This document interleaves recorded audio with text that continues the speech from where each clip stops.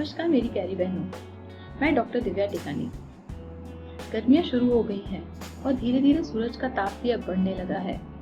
आज हम लोग डिस्कस करेंगे कि किस तरह इतनी गर्मी में भी हम अपना ध्यान रखें और क्या क्या सावधानियां बरतें जिससे हम इतनी गर्मी में भी अपना ध्यान रखते हुए प्रेगनेंसी को एंजॉय कर सकते हैं। प्रेगनेंसी में वैसे ही घबराहट, जी मचलाना, भूख न लगना, चिड़चिड़ाहट, बॉडी में स्वेलिंग आना, पसीना ज़्यादा आना, ये सब तकलीफ़ें तो रहती ही हैं। पर प्रेगनेंसी में इतनी गर्मियों में ये सब तकलीफ़ें बढ़ जाती हैं। तो हम आज देखेंगे कि क्या क्या वस्तुएं करने से हम ये चीज़ें कम कर सकते हैं जिससे हमने प्रेगनेंसी और गर्मी में ये सब तकलीफ़ें कम हो। साथ ही प्रेगनेंसी में इम्यूनिटी भी थोड़ी कम होने लगती है तो इन्फेक्शंस के चांस ज़्यादा हो जाते हैं। वैसे भी गर्मी में टाइफाइड, जॉन्डिस, लूज मोशन, आंतड़े का इन्फेक्शन, ये सब केसेस ज़्यादा होते हैं। तो हमें इसलिए ध्यान रखना है कि हम बाहर का खाना कम खाएं ताकि हमने इन्फेक्शंस कम हो, क्योंकि इन सब चीज़ों का असर जो शरीर में गर्मी रहती है, जो हमारे खाने पीने का असर रहता है, जो बॉडी में गर्भवती महिला को इन्फेक्शन होते हैं, उन इन्फेक्शंस का असर बच्चे के ऊपर भी आता है।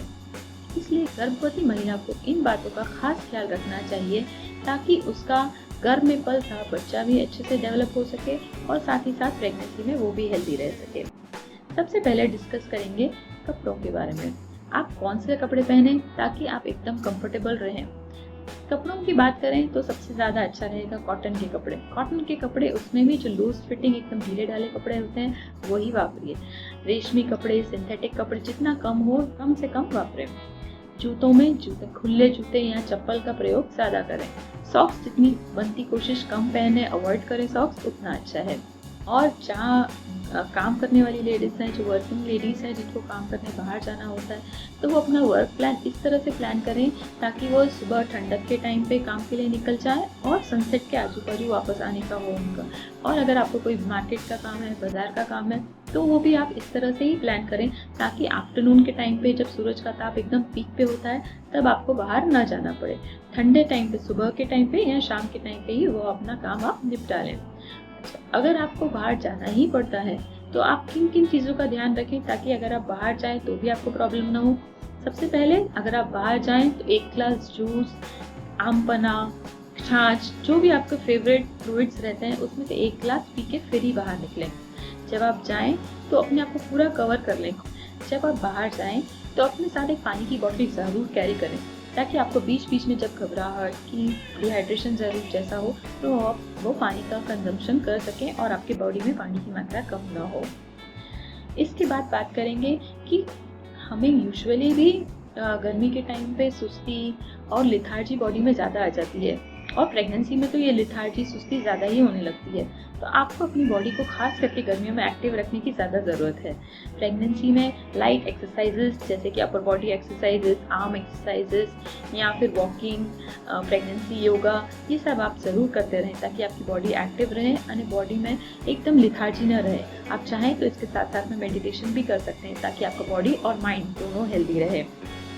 बाहर जाना हो तो डायरेक्ट टेम्परेचर चेंजेस का अवॉइड करें। डायरेक्ट टेम्परेचर चेंजेस का मतलब कि अगर आप एसी वाले रूम में बैठे हैं तो एसी वाले रूम से डायरेक्ट धूप में न जाएं।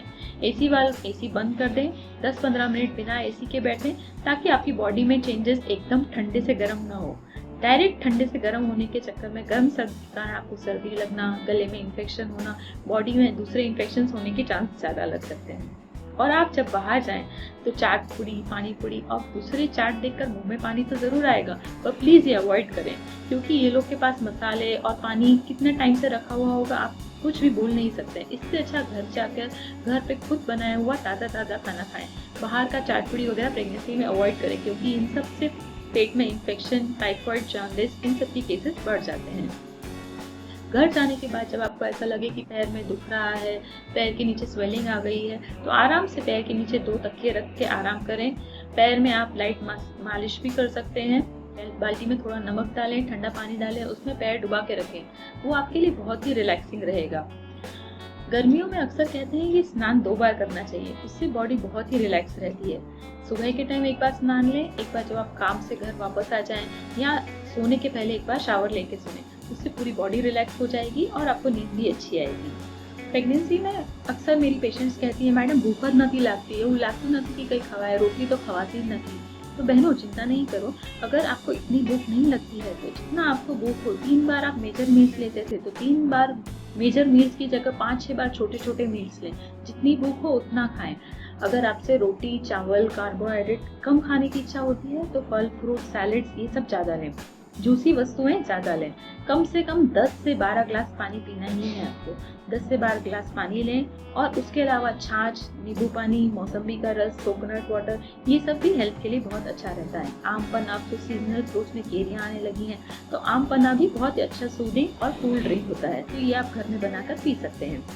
और जो डाइट आप लें, प्लीज़ हेल्दी डाइट लें। बाहर का पिज़्ज़ा, बर्गर, मंचूरियन, ये सब टेस्ट के लिए तो अच्छा होता है, पर इसमें जो मैदा होता है वो डाइजेशन में डिफ़िकल्ट होता है। इसके कारण कॉन्स्टिपेशन होने की तकलीफ होने का डर रहता है, और इसमें अजीनोमोटो और विनेगर होने से ये घर में पल रहे बच्चे के लिए भी इतना नहीं अच्छा होता है। तो फास्ट फूड बनती कोशिश अवॉइड करें, घर में बना हुआ ताज़ा खाना खाएं और रेगुलर चेकअप्स लेते रहें। गर्मी के कारण बाहर निकलना अवॉइड करना और डॉक्टर के पास न जाना तो सही नहीं है, इसलिए डॉक्टर की एडवाइस ज़रूर लें। डॉक्टर के पास चेकअप्स, जो आपके रेगुलर चेकअप्स हैं वो लेते रहें, और साथ ही साथ जो आपके सप्लीमेंट्स आयरन कैल्शियम चालू हैं वो ज़रूर लें। इसके अलावा आप कुछ डाउट हो या आप चाहते हो कि मैं उस बात पर डिस्कस करूं तो प्लीज़ मैसेज करें।